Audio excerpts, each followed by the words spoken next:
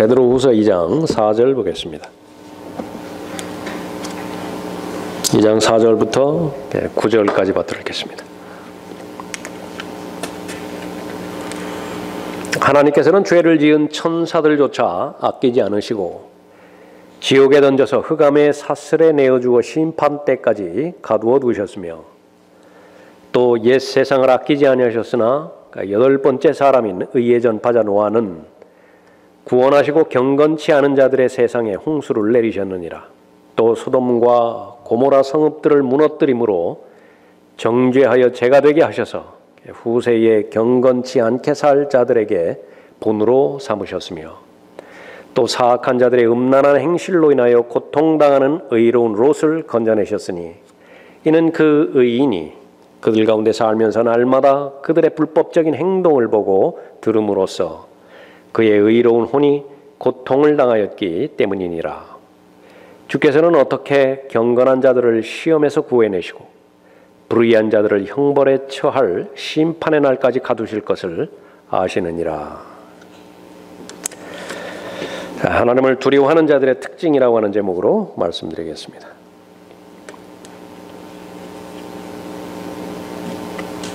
안전한 삶과 건강한 삶을 살기 위해서는 반드시 두려워해야 되는 것들이 있죠. 대표적으로 질병입니다. 더러움이죠. 그것을 두려워하지 않는다고 한다면 건강한 삶을 잘 보장받지 못합니다. 영이 거듭난 그리스도인으로서 마땅히 두려워해야 될 대상을 두려워해야 되고 또 두려워해서는 안 되는 대상을 절대로 두려워해서는 안 되죠. 그 하나님의 명령에 순종할 때 그 그리스도인은 가장 안전한 삶을 살 수 있습니다. 문제는 두려워함이. 하나님께서 아브라함에게 창세기 15장 1절에서 아브라함아 두려워 말라 말씀하셨습니다. 조카 롯을 구해오기까지는 했는데 이제 다음이 문제였습니다. 그 이방 왕들이 연합을 이루어서 틀림없이 보복할 텐데 뒷감당이 안 되는 것입니다. 그때에 하나님께서 말씀하시죠. 두려워 말라. 친히 하나님께서 아브라함의 방패가 되시겠다고 말씀하셨습니다. 요한복음 6장 20절에서 예수님께서 제자들에게 말씀하십니다. 두려워 말라. 그 조건은 무엇이냐? 나이기 때문에 두려워 말라 말씀하십니다. 내니 두려워 말라. 여호수아에게 말씀하신 것은 너무나 보편적으로 잘 알려져 있는 무서워하지 말라는 말씀이죠. 내가 내게 명령하지 아니하였느냐? 강건하고 담대하라. 무서워 말고 낙심치 말라. 조건도 역시 마찬가지예요. 하나님이 계시기 때문에 그래요. 이는 내 하나님이 내가 어디로 가든지 너와 함께 함이라. 무서워하지 않는 사람, 하나님께서 무서워 말라 말씀하셨다고 한다면 그 대상을 무서워하지 않을 것입니다. 그러나 병행해서 반드시 함께 하시는 하나님을 두려워하는 그런 그 마음을 가진 사람들이죠. 하나님의 사람들의 특징입니다. 그 하나님을 두려워하는 것, 가장 건강한 삶을, 안전한 삶을 보장해 주는 것입니다. 두려움과 떨림으로 너희 구원을 온전히 이루라. 지옥의 형벌로부터 구원받는 것, 구원임에 틀림이 없죠. 죄의 형벌로부터 받는 구원이기 때문에 그렇습니다. 죄의 영향력으로부터, 죄의 세력으로부터 구원받는 것, 그건 역시 똑같은 차원에서 가장 중요한 문제입니다. 죄와 심판을 두려워할 때, 지옥을 두려워할 때 구원받을 수 있는 것처럼 마찬가지로 두려움과 떨림으로 구비되었을 때에 성화, 거룩하게 됨이라고 하는 구원을 완성할 수 있죠. 두려움과 떨림으로 너희 구원을 온전히 이루라. 하나님의 진리의 지식을 아는 것이 바로 믿음의 삶의 시작인데 그것은 하나님을 두려워하지 않고서는 시작할 수 없는 것입니다. 지혜의 시작은 바로 하나님을 두려워하는 것입니다. 악에서 떠나는 것이 바로 하나님을 두려워하는 것이고 그것이 바로 지혜로운 사람의 특징이죠. 1절부터 3절까지 살펴봤을 때의 거짓 교사들, 그러니까 여러 가지 특징들이 있지만 한마디로 말한다고 한다면 하나님을 두려워할 줄 모르는 사악한 자들이에요. 양심이 화인 맞기까지 자신을 방치한 사람이죠. 고의적인 무직 가운데서, 고의적인 불순종 가운데서 전혀 하나님을 두려워하지 않는 자들입니다. 그래서 사람을 두려워하는 것은 있는데, 환경을 두려워하는 것은 있는데 전혀 하나님을 두려워함이 없어요. 로마서 8장 13장 18절에 있는 것처럼 거듭난 그리스도인, 하나님의 은혜와 하나님의 능력에 의해서 살아가는 사람이죠. 이 지상에서의 삶을 건강하고 안전하고 의미 있고 가치 있게 살아가야 됩니다. 비결은 하나님을 두려워함이 있어요. 그래서 하나님을 두려워하는 사람들, 특히 성경대로 믿는 사람들의 특징이기도 한데 결코 자신의 사역을 망치지 않습니다. 또 자신의 인생을 망치지도 않죠. 더 나아가서 자신의 생명을 스스로 단축시키지도 않아요. 그러나 하나님을 두려워함을 배우지 못하면 이 모든 것들이 자신의 생애 가운데서 부정적으로 일어나는 것입니다. 오늘 9절 말씀이 결론에 해당되는 말씀입니다. 하나님을 두려워하는 사람의 특징, 9절 보십시오. 주께서는 어떻게 경건한 자들을 시험에서 구해내시고 불의한 자들을 형벌에 처할 심판의 날까지 가두실 것을 아시느니라. 이것을 약속 그대로, 기록된 그대로 받아들이는 사람입니다. 본문 말씀을 통해서 세 가지의 특징을 살펴볼 텐데, 첫 번째 특징은 하나님을 두려워하는 사람은 하나님의 경고를 두려워합니다. 하나님께서는 사랑하는 사람들에게 반드시 경고를 주시죠. 마귀가 존재하기 때문에 그렇습니다. 마귀의 계략과 술책이 여전히 적용되기 때문에 그렇죠.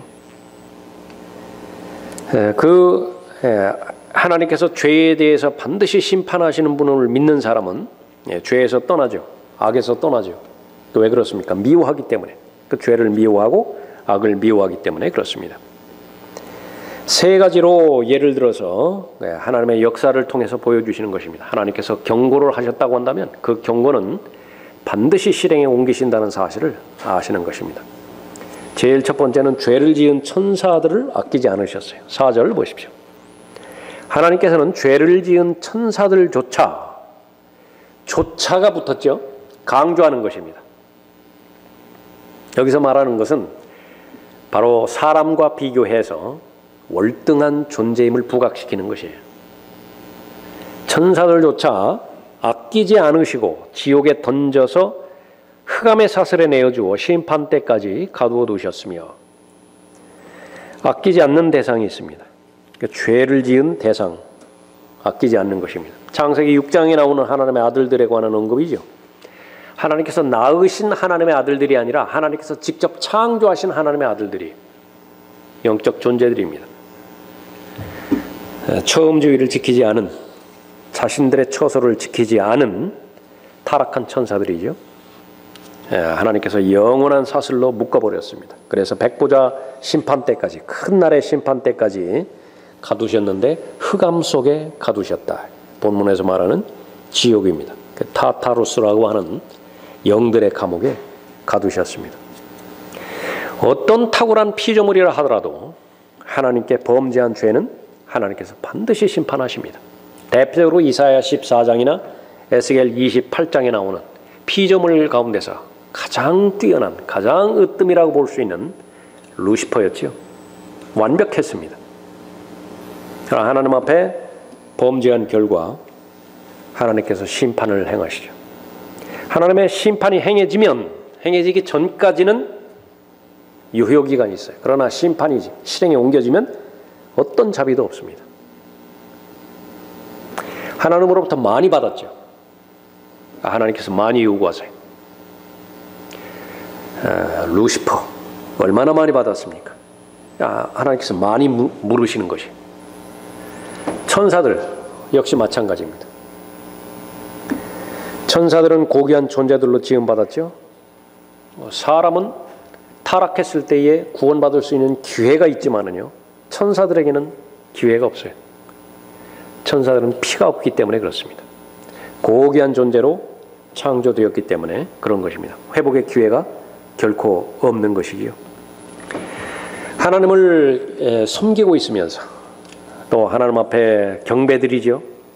얼마만큼 하나님께서 영광과 존귀의 옷으로 입혀주셨어요. 모두 다 벗어내야 돼요.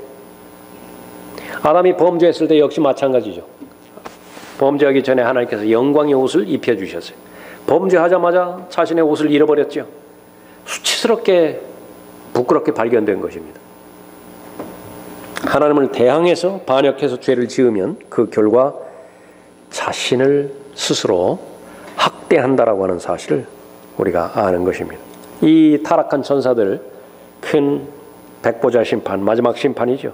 그 심판을 거쳐서 영원한 불못에 던져지는 것입니다. 또 하나는 옛 세상을 아끼지 않으십니다. 5절 보십시오. 또 옛 세상을 아끼지 아니하셨으나 여덟 번째 사람인 의의 전파자 노아는 구원하시고 경건치 않은 자들의 세상에 홍수를 내리셨느니라. 하나님께서 물을 창조하셨죠. 하나님께서 불도 창조하셨습니다. 선한 목적이 있으셨기 때문에 창조하셨겠죠.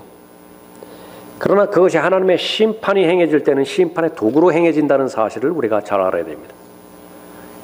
물이 심판의 도구가 된 거예요. 불이 하나님의 심판의 도구가 된 것이지요.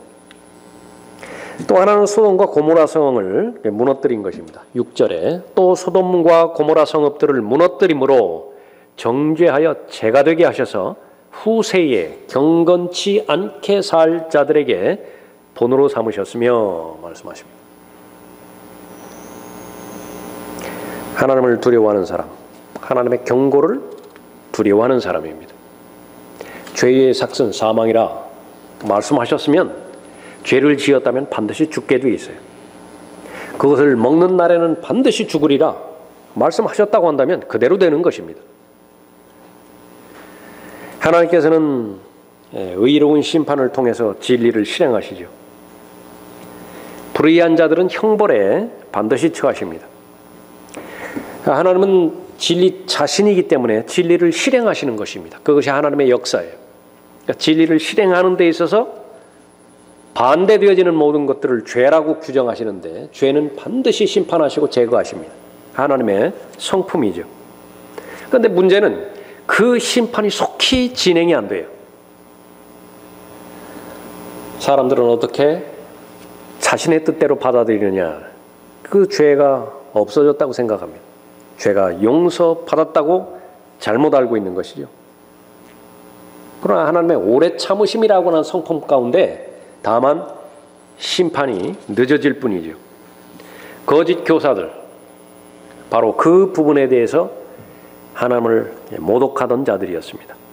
그들은 탐욕을 품고 지어낸 말로 너희에게서 이득을 취하리니 죄를 지어도 심판하지 않는다. 하나님의 경고, 모든 경고에 대해서도 이브에게 다가갔던 것처럼 자신이 지어낸 말로 모든 피조물들을 다 왜곡시키는 것입니다. 이제 그들의 심판은 예로부터 지체하지 않으며 그들의 멸망은 졸지 아니하느니라. 그가 온다는 약속이 어디 있느냐? 거짓 교사들의 주장이에요. 가르침입니다. 많은 사람이 그 거짓 평안과 가짜 안정감 가운데서 머물러 있죠. 과거에 수많은 사람들이 심판을 받았고 멸망을 받았고 앞으로도 마찬가지입니다. 주께서 오신다는 약속이 어디 있느냐? 다른 것들은 다 믿는다 하더라도 예수 그리스도의 다시 오실 때는 죄 때문에 오시는 것 아니죠. 이제 오실 때는 심판을 위해서 오시는 것인데 전혀 대비를 하지 않는 것입니다.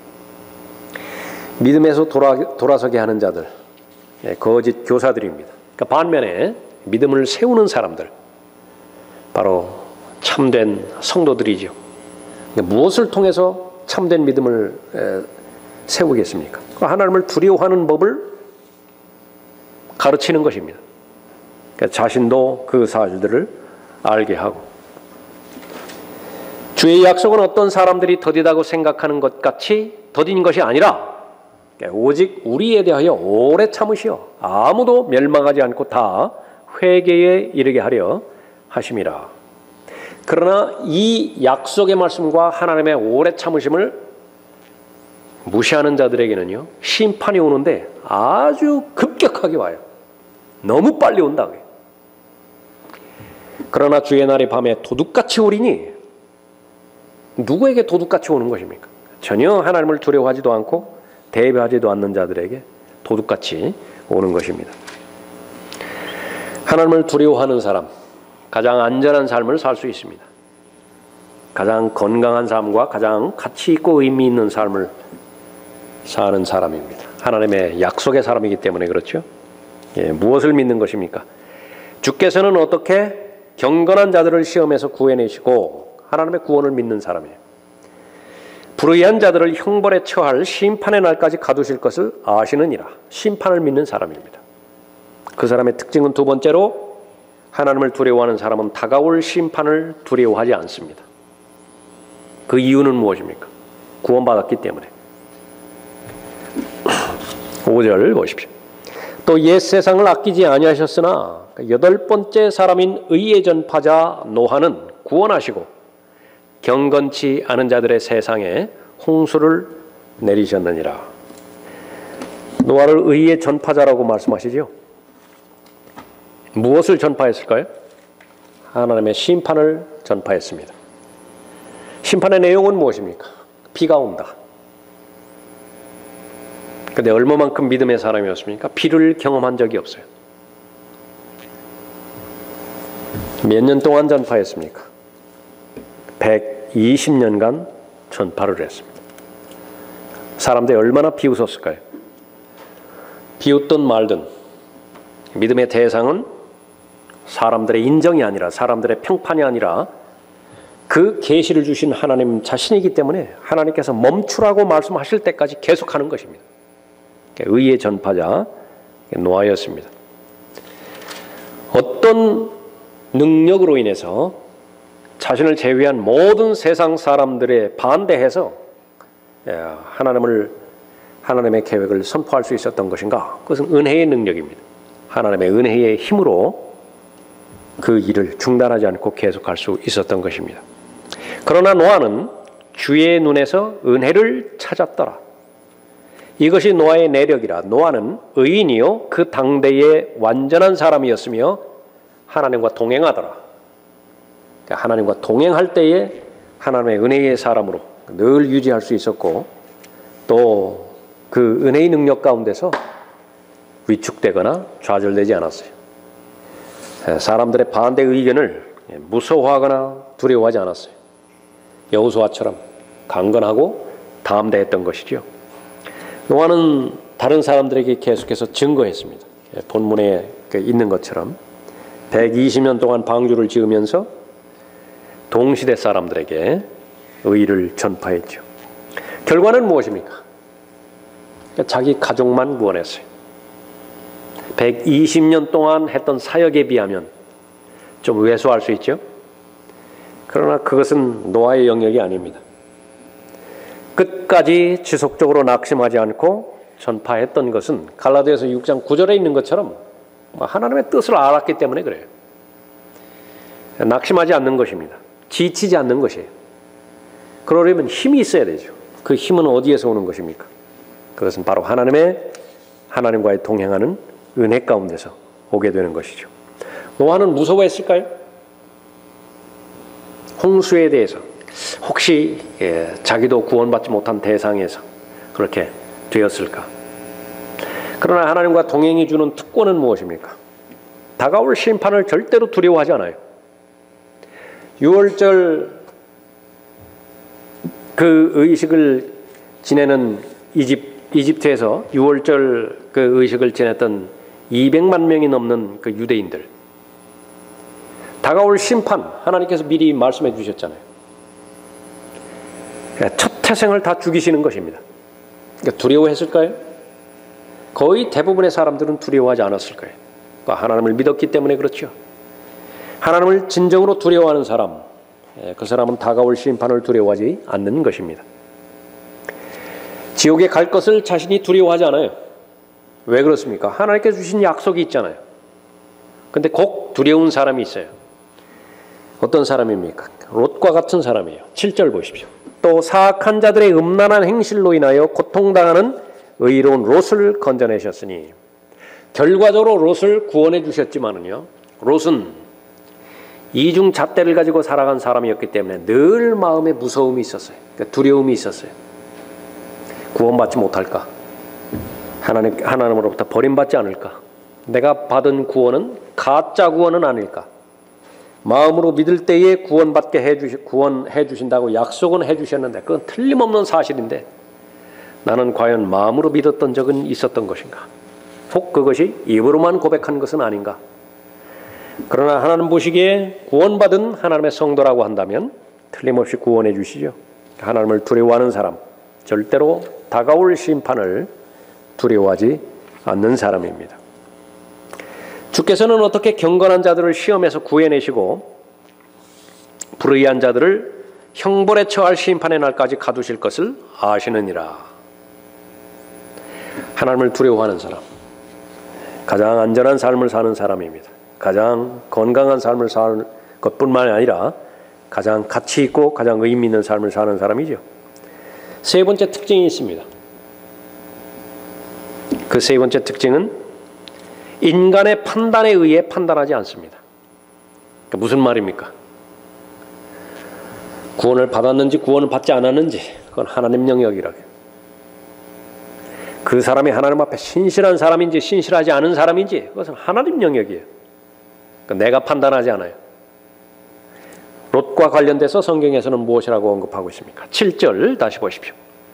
또 사악한 자들의 음란한 행실로 인하여 고통당하는 의로운 롯을 건져내셨으니, 어떻게 알았죠? 거의 대부분의 롯의 생애 가운데서 이렇게 혼의 고통 가운데서, 혼의 절망 가운데서 살았는지 누가 알아요? 아무도 몰라요. 베드로후서 본문에 이 내용이 기록되지 않았다고 한다면 그 수많은 사람들이 그렇게 잘못 전파하는 것처럼 롯은 구원받은 사람 아니에요. 그러나 하나님께서는 어떻게 말씀하셨습니까? 그 마음의 중심을 아셨어요. 롯은 절대로 행복하지 않았어요. 롯은 절대로 만족하지 않았습니다. 어떤 상태였습니까? 너무 상태가 안 좋았죠. 8절에 이는 그 의인이 그들 가운데 살면서 날마다 그들의 불법적인 행동을 보고 들음으로써 그의 의로운 혼이 고통을 당하였기 때문이라. 의로운 롯이라고 말씀하셨죠. 의인이라고도 불러주시죠. 의로운 혼이라고 불러주시다. 이것이 사람들이 생각하는 관점과 하나님께서 생각하는 관점과 영 다르다는 사실입니다. 하나님을 두려워하는 사람 오판하지 않아요. 절대로 자기 기준에 의해서 저 사람은 구원받았다 구원받지 않았다, 저 사람은 신실하다 신실하지 않다, 자기 편향대로 판단하지 않습니다. 고린도전서 4장 3절에서도 그러나 너희에게서나 인간의 판단에 의해서 판단받는 것이 나에게는 아주 하찮은 일이라. 어떤 사람은 아주 바울 자신에 대해서 위대한 선생님이라고 그렇게 부르기도 하고요. 심지어 나는 바울파다 그렇게까지 말하기도 한다. 또 어떤 사람들은 적지 않은 사람들이 바울이야말로 가짜 교사라. 인증서 하나 있느냐, 제대로 학교 졸업이나 했느냐, 어떤 자격증도 없어요. 많은 사람들이 자신에 대해서 그렇게 판단하지만 바울의 고백은 무엇이라고요? 하찮은 일이라. 그런 것에 의해서 내가 마음 쓰이지 않는다.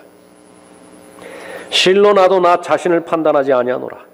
왜 그렇습니까? 꼭 하나님과 관련돼서 자신의 관계가 너무 확고했기 때문에 그렇죠. 구원받기 전에는 얼마나 대단한 사람이었습니까? 히브리인 중에 히브리인이었죠. 바리새인 중에 바리새인이었죠. 율법을 말하면 흠이 없었어요. 그러다가 구원받고 점점 더 하나님을 알아가면 알아갈수록 자신이 얼마만큼 절망적인 사람인지, 불가능한 사람인지 부르짖지 않을 수가 없었죠. 그냥 처음에는 사도들 중에서 제일 작은 자 정도였다고요. 그러나 그 정도가 아니었어요. 구원받았다라고 하는 자체가 불가서의한 일이었습니다. 오, 나는 비참한 사람이로다. 그거밖에 없어요. 예수 그리스도의 은혜가 아니었다고 한다면, 이 자리에 서 있을 수도 없고, 그분의 은혜가 아니었다고 한다면 내가 행한 어떤 수고도 다 헛것으로 판명나겠죠. 구원받기 전에 사도 바울은 얼마나 많은 일들을 했겠어요? 스테판을 죽이면서까지, 죽이는 일까지 얼마나 많은 수고를 했겠어요. 근데 그 모든 수고들이요, 다 예수 그리스도를 대적하는 일로 판명이 나버렸죠. 사울아, 사울아, 내가 왜 나를 박해하느냐. 그러한 경험이 있기 때문에 사도 바울은 자신에 대해서도 판단하지 않는다고 고백하는 것입니다. 실로 나도 나 자신을 판단하지 아니하노라. 내가 자책할 것을 아무것도 알지 못하나 이것으로 내가 의롭게 되는 것은 아니니라. 그러나 나를 판단하시는 분은 주시니라. 그러니까 하나님께만 초점을 맞추면 돼요. 하나님께서 책망하시면 그건 두려워해야 되는 것입니다. 하나님께서 칭찬하시면 그것은 다른 것과 비교할 수 없는 존엄이에요. 영광이에요. 그러므로 때가 이르기 전 주께서 오시기까지는 아무것도 판단하지 말라. 주께서 어두움에 감추어진 것들에 빛을 주시고 마음의 의도들을 나타내시리라. 그때서야 하나님께로부터 각 사람이 칭찬을 받으리라. 하나님께서 신실했다고 평가해 주셔야 신실한 거예요. 그렇죠? 그때까지는 오판하지 말라. 본향에 도착했을 때에 비로소 알게 되어지는 사실들, 그것을 미리 끌어다가 여기서 열어보지 말라. 9절 다시 봅시오. 주께서는 어떻게 경건한 자들을 시험에서 구해내시고, 경건하다라고 하는 말이 9절에 기록이 되어 있죠. 노아에게 해당되어지는 말이고 롯에게 해당되어지는 말이에요.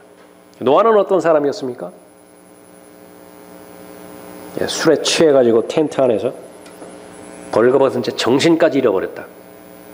그 결과 막내 아들이 자기 자신을 범해버렸죠. 그런 사람 보고 경건한 사람이라고 한다. 롯은 어떤 사람입니까? 역시 마찬가지로 최소한 2번이나 술에 취해가지고 자신의 딸들과 근친상간의 죄를 저질러 버렸죠. 근데 이것이 성경에서 말하는 경건한 사람이에요.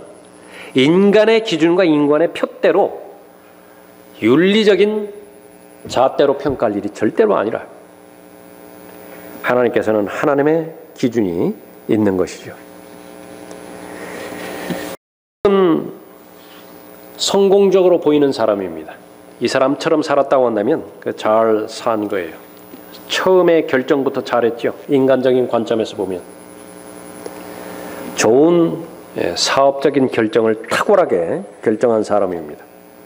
아브라함을 떠나서 물이 풍부한 소돔 평야로 향했고 결정했죠. 소돔 성을 심판하기 위해서 천사들이 오기 전까지는요, 사회적 명성이 있었습니다. 재판관이었죠. 그래서 문 앞에 앉아 있었던 것입니다. 다른 하나님의 사람들은 다 장막에 거했는데 롯은 집이 있었어요. 그 집에서 거주하고 있었습니다. 아주 다급한 시점에서 심판의 바로 직전에 천사들이 롯을 끌고 나가야만 됐어요. 왜 그런 것이냐? 절대로 떠나고 싶지 않아요. 구원받은 의인이라고 불러주셨음에도 불구하고 멸망할 수밖에 없는 소돔인 것을 알고 있음에도 불구하고 떠나고 싶지 않은 거예요. 왜 그렇습니까? 전 생애가 다 소돔에 있는 거예요. 데살로니가전서 4장이나 고린도전서 15장에서 휴거의 교리를 모르는 것이 아니에요. 알고는 있지만 그러나 지금 당장은 오시지 않았으면 좋은 거예요. 왜 그렇습니까? 아까운 것이 너무 많다. 내가 이루어놓은 재산, 내가 이루어놓은 업적들, 내가 지금 얻은 평판, 또 앞으로 해야 할 일들, 건강이 받쳐주는 상태에서, 지금까지 경력이 받쳐주는 상태에서 무엇을 하든지 무궁무진하게 실현시킬 수 있는 가능성을 지금 가지고 있는 것인데 지금 당장 오시면 어떻게 돼요? 다 무효로 다 끝나버린다. 너무 아까운 거예요. 롯의 상태입니다. 롯이 지체했던 것을 볼 수 있죠. 그러나 하나님 보시기에 롯은 정말로 비참한 사람입니다. 하나님 보시기에 편안해야 되죠. 하나님 보시기에 흔들리지 말아야 되죠. 수고하고 무거운 짐진 자들아 다 내게로 오라. 그러니까 무엇 때문에 오라고 한 거예요? 지금 너무 많은 갈등이 있는 것입니다. 너무나 많은 짐을 지고서 헉헉대고 있는 것이에요. 하나님의 초청의 결론은 무엇입니까? 안식이라고요. 쉼이라고요. 평안함입니다. 화평이죠. 하나님 보시기에 롯은 겉모습은 모든 것을 다 가지고 있었을지 모르지만 본문에 있는 것처럼 아주 괴로웠어요. 또 사악한 자들의 음란한 행실로 인하여 고통당하는 의로운 롯을 건져냈으니 고통 가운데라. 하루하루 살아가는 것이 고통이었습니다. 그 환경이 롯을 괴롭혔고 볼 때마다 상처를 입히는 것입니다. 들을 때마다 상처를 입히는 것이에요. 그 위치에 이르기까지 상류층이겠죠. 주류겠죠. 주류. 이민자들로 말한다면 캐나다나 미국으로 이민 간 사람이라면 주류에 속하기 위해서 최선을 다해서 결국은 그 사회에 소속이 되었어요. 그러나 영적으로는 비참했습니까? 비참했어요. 롯은 그리스도의 심판석에서 모든 것을 잃어버리게 되는 타락한 그리스도인들을 예표하는 가장 뚜렷한 인물이죠. 롯 그러면은 모든 것을 다 잃어버린다. 무엇을 잃어버리는 것인가? 그 영적인 재산만 잃어버리는 것이 아니에요. 물질적인 재산까지도 다 잃어버리는 것입니다. 집을 잃어서 굴 속에서 겨우 생활하죠. 마지막 생애 때 하나님과의 교제를 잃어버렸죠. 무엇보다도 자신의 영적인 기준을 잃어버렸어요. 군중을 만족시키기 위해서 결혼하지 않은 자신의 두 딸을 그들에게 줄 수 있는 사람이에요. 그만큼 기준이 없는 사람입니다. 모든 영향력 다 잃어버렸고요. 가족을 다 잃어버렸습니다. 사위를 잃어버렸고 영향력을 잃어버렸다고 한다면 사람이 잃어버리는 것입니다. 어떤 말도 신뢰를 두지 않잖아요. 어떻게 하면 농담하는 사람으로 그렇게 여겨집니까? 사위를 잃어버렸죠. 아내를 잃었죠. 딸들을 잃었죠. 요즘 하나님을 떠난 사람들의 특징과 똑같습니다. 부유하다고 하는 사람들, 무슨 부를 물려주고 은수저니 금수저니 그렇게 불러주는 사람들, 또 교회는 열심히 나가지만 진리와는 무관한 사람들, 하나님을 찬양하고 하나님을 경배한다고는 하지만 마음 중심에서 하나님을 두려워하는 그 부분들이 전혀 발견되지 않는 사람들, 그 사람들은 자기 자식들을 롯의 딸들처럼 말이죠. 이 사회와 또 상업과 교육에 완전히 맡겨버려요. 마음대로 처하라고, 마음대로 다루라고 다 내줘버렸어요. 그 악한 세상에 너희 눈에 좋을 대로 그들에게 행하라. 좋은 아버지예요? 세상에서는 좋은 아버지라고 한다. 너무나 비참하죠. 자신의 만족을 잃어버렸고 또 자신의 혼은 늘 고통 가운데서 지내야만 했던 것입니다. 성경에서는 영적 음행을 저지르는 사람이라 말하고 있죠. 둘 사이에서 계속해서 갈등하는 사람. 세상이 두 개예요. 살아가는 세상이. 그 사람은 사랑도 둘이에요. 하나만 사랑해야 되는데 두 대상을 사랑하는 것입니다. 한 주인을 섬기기에도 바쁜데 두 주인을 동시에 섬겨요. 얼마만큼 짐이 무겁겠습니까? 그 사람은 완전한 주님 편도 아니에요. 완전한 마귀 편도 아니에요. 그 사람이 죽었을 때에 천사장과 마귀가 서로 싸운다. 왜 싸우는 것입니까? 서로 자기가 데려가야 된다고. 정체성이 없는 사람입니다. 한 발은 교회에 들여놓고 한 발은 세상에 들여놓으려고 애쓰는 사람들이죠. 반드시 기억해야 됩니다. 그러나 하나님께서는 롯을 알고 롯을 의로운 사람이라, 경건한 사람이라 그렇게 불러주고 있죠. 그러니까 하나님께서 아시는 것입니다. 그러나 가능하게 되어진다고 한다면 하나님께서 알려지는 것처럼 또 그것이 세상에서도 간증이 되었으면 그보다 더 좋은 일은 없죠. 라크만 목사님은 이 롯에 대해서 언급하면서 주석을 하나 달아놓으셨는데, 그리스도인들이 하늘에 올라가서 알게 되는 놀라운 사실들 가운데 하나가 있다. 그게 뭐냐? 전혀 생각지도 않은 사람이 올라와 있는 거예요. 저 사람이 왜 여기 와 있지? 동시에 또 놀라운 사실은요, 그 사람이 없어요. 그 사람이 없다. 이게 그 사람이 없어. 비참한 일입니다. 교만하면 안 됩니다. 자신이 구원받았습니까? 내 능력으로 구원받은 것이 아니에요. 하나님 보시기에 아름다워 보이는 부분이 있어서 구원해 주신 것이 아니라 하나님 보시기에 죄인이었잖아요. 의를 행할 수 없는 연약한 자였잖아요. 하나님의 대적이었잖아요. 원수였잖아요. 그럼에도 불구하고 하나님의 일방적인 자비와 은혜 가운데서 구원해 주신 것이 바로 당사자라, 그것을 절대로 잊지 않는 것입니다. 왜 하나님께서 나를 구원해 주셨는가? 이거는 평생 동안, 아니 위에 올라가서도 풀리지 않는 과제일 것이에요. 그런 사람은 하나님을 진정으로 두려워하는 사람이죠. 반대로 거짓 교사들은요, 아무리 입으로 떠벌리고 있다 하더라도 하나님을 전혀 두려워함이 없어요. 죄에 대해서 무서워하지도 않고 악을 미워하지도 않고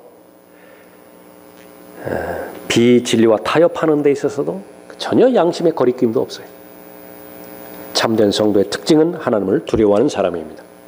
하나님을 두려워하게 되었을 때 무엇을 얻게 되어지죠? 그 말씀에 약속한 대로 제일 먼저 지혜를 얻게 되어집니다. 하나님은 전지전능하신 분이시잖아요. 하나님을 얻는 거예요. 지혜를 얻는다라고 하는 것은. 하나님과 관련된 지혜와 지식을 얻었을 때에 그 사람은 명철의 사람입니다.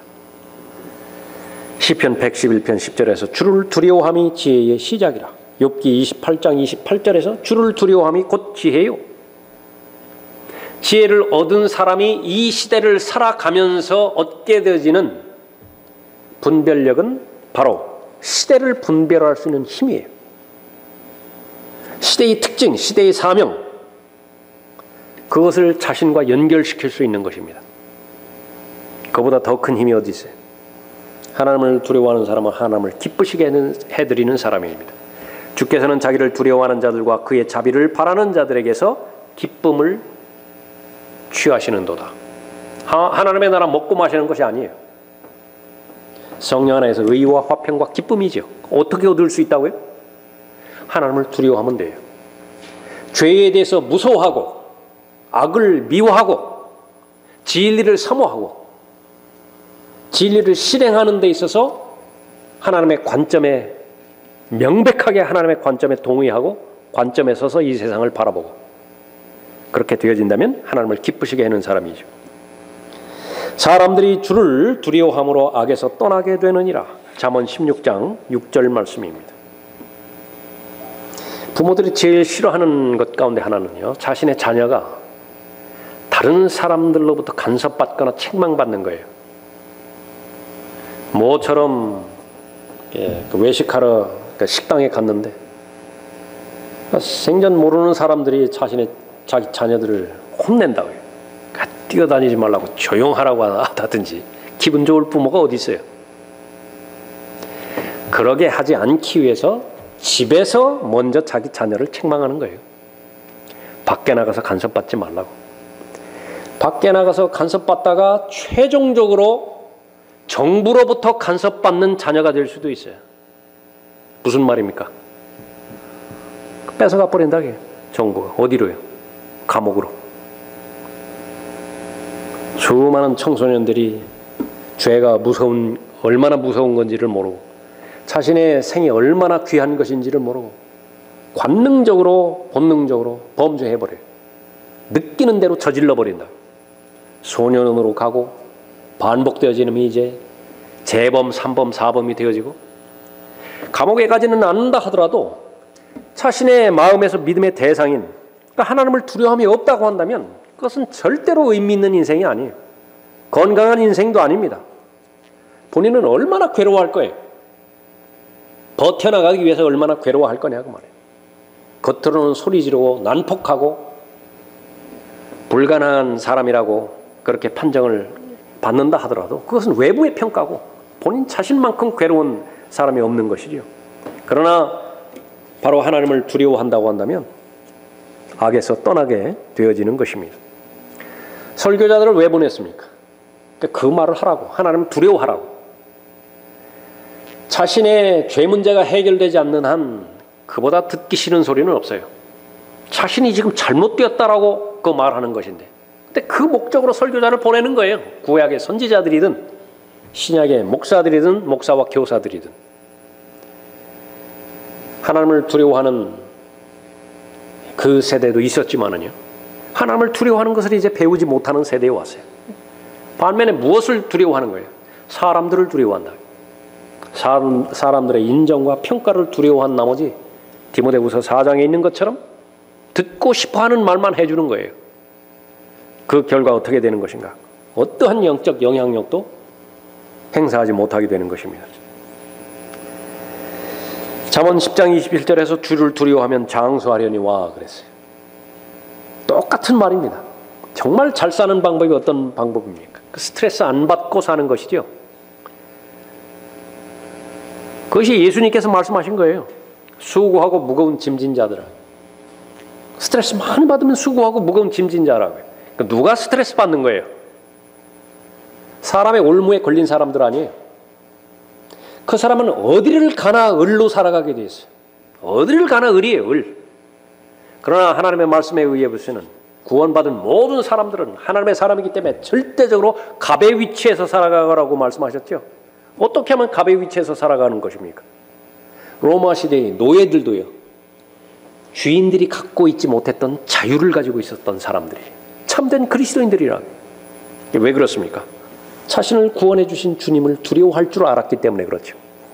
무엇을 말씀하시든지 그 말씀은 자신을 위한 말씀으로 믿은 거예요. 신뢰한 것입니다. 그 결과 어떻게 된 것입니까? 지혜를 얻게 되고 죄를 짓지 않게 되어지고 장수하게 된다. 건강하게 튼튼하게 자라게 되는 것이죠. 무엇보다도 사람을 두려워하지 않게 돼요. 진정한 자유인은 두 가지로부터 자유로워져야 됩니다. 죄로부터 자유로워진다는 말은 하나는 환경으로부터 자유로워지는 것이고요. 부유하든지 가난하든지 자유로운 사람이에요. 또 하나는 사람으로부터 자유로운 사람이에요. 나를 칭찬하는 사람이든지 나를 비난하는 사람이든지 칭찬한다고 해서 우쭐해서 교만해지지도 않고 비난하고 심지어 저주한다고 해가지고 위축되거나 밤잠 이루지 못하지도 않는다. 얼마나 부러운 사람입니까? 어떤 사람이 그렇다고요? 하나는 두려워한 사람이에요. 만군의 주 그분을 거룩하게 하고 그로 너희의 두려움이 되게 하며 그로 너희의 무서움이 되게 하라. 사람 두려워하기를 그만두고 하나님 두려워하라, 그 말이에요. 이사야 8장 13절의 말씀이죠. 사람의 의견은 무섭다고요. 저 사람은 나에 대해서 어떻게 생각했지? 본능이에요. 그거 어쩔 수 없어요. 그러나 극복하라는 말씀이죠. 외부로부터 힘을 얻어야 됩니다. 어느 때 하나님께서 은혜의 능력을 주십니까? 하나님을 두려워할 때. 그 사람의 마음에 결정 하나가 있다고요. 나는 어떤 상황과 여건에서든지 하나님을 먼저 둔다. 가족보다도 하나님 먼저 둔다. 인터넷보다도 하나님 먼저 둔다.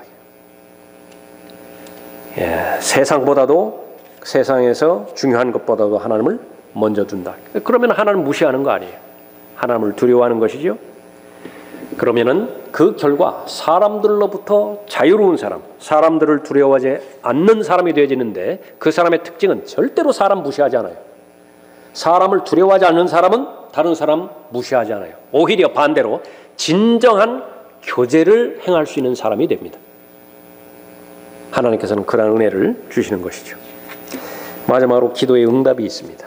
하나님 두려워할 때 시편 145편 19절에서 그가 자기를 두려워하는 자들의 소원을 이룰 것이요 그가 또 그들의 부르짖음을 들으시고 그들을 구원하시리로다. 하나님을 두려워했을 때 지옥의 형벌로부터 구원받게 되겠죠. 내가 거룩하니 너희도 거룩하라. 두려움과 떨림 가운데서 구원을 이루어 가라는 하나님의 명령, 그것도 동일한 주어진 하나님의 명령으로 받아들이겠죠. 왜 기도의 응답이 안 되겠습니까? 그리스도의 충만하심의 장성한 분량에까지 이르는 데 있어서 하나님의 보호하심과 하나님의 인도하심 가운데서 자신의 목적을 잘 이룰 수 있는 것입니다. 거짓 교사의 특징, 한마디로 말하면 하나님을 두려워하지 못해요. 않아요. 그것은 인본주의자들의 특징과 똑같습니다. 성경에서는 그러한 자들을 사악한 자들이라고 말하고 있어요. 그 사악한 자들의 종말은 무엇입니까? 이제 그들의 심판은 예로부터 지체하지 않으며 그들의 멸망은 졸지 아니하느니라. 반면에 참된 성도의 특징, 하나님을 진정으로 두려워하는 자들입니다. 두려워하지 말아야 될 것, 두려워하지 않는 사람이에요. 무서워 말라, 두려워 말라, 그래서 두려워하지 않는 거예요. 그 사람은 지옥을 두려워하지 않습니다. 버림받을 것을 두려워하지 않아요. 그 사람은 반드시 하나님의 경고에 대해서 두려워하는 것이죠. 그대로 이루어질 것이니까. 구원받았다고 한다면 노아의 믿음처럼요, 하나님과 동행하더라라고 하는 기록을 남기기를 원할 것이에요. 그러나 우리의 본보기로 롯도 보여주셨잖아요. 자신의 행위로 구원받는 것이 아니라 하나님의 은혜로 구원을 받았지만은 그 은혜에 감사하는 하나님의 사람의 특징은요, 간증을 남기는 삶을 사는 것입니다. 그 간증은 하나도 남김없이 모두 그리스도의 심판석으로 다 가져가는 것이죠. 보물을 하늘에 쌓는다는 그 말이에요.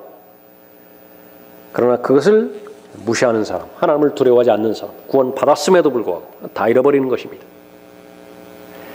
그 사람의 특징, 하나님을 두려워하는 사람의 특징, 절대로 자기 기준대로, 자기 판단대로 다른 사람 판단하지 않은 거예요. 하나님께서는 롯 보고 경건하다 말씀하셨어요. 롯이 어디가 경건합니까? 그것은 쓸데없는 소리예요. 하나님께서 경건하시다는데 하나님의 기준대로, 하나님의 표준대로, 하나님의 섭리대로 인정할 때에 감춰졌던 모든 것들, 드러나지 않은 모든 것들, 우리가 본향으로 도착했을 때는 모두가 다 드러나게 되어지는 것이죠. 그때까지는 바로 하나님 앞에 겸손한 자세를 잘 구비하고 부지런히요, 게으르지 않고 부지런히 해야 할 일들 그것만 꿋꿋하게, 사람 보지 않고 환경 바라보지 않고 믿음의 창시자요 완성자이신 예수 그리스도만 바라보고 꿋꿋하게 걸어 나가는 것이죠. 그럼 그 결과 하나님께서 주시는 화평을 경험하게 되겠죠. 다른 것과 절대로 바꾸지 않습니다. 그 경험을 한 사람은. 오늘 여러분들 기도하러 오셨죠? 기도한다고 한다면요, 반드시 응답을 받아야 됩니다. 여러분의 마음의 자세가 하나님을 두려워하고, 하나님을 두려워하는 자들이 입증이 되어진다면 소원 들어주시겠다고 약속하셨잖아요. 그 약속의 말씀을 여러분 마음 가운데 새기고, 내가 어떤 일이 있다 하더라도 환경 두려워하지 않고 사람 두려워하지 않고 대신에 하나님만을 두려워하는 하나님의 사람이 되겠습니다. 그 기도를 먼저 하나님 앞에 드리고, 여러분이 기도하기 위해서 가지고 온 기도의 제목들을 하나님 앞에 간구하시기 바랍니다.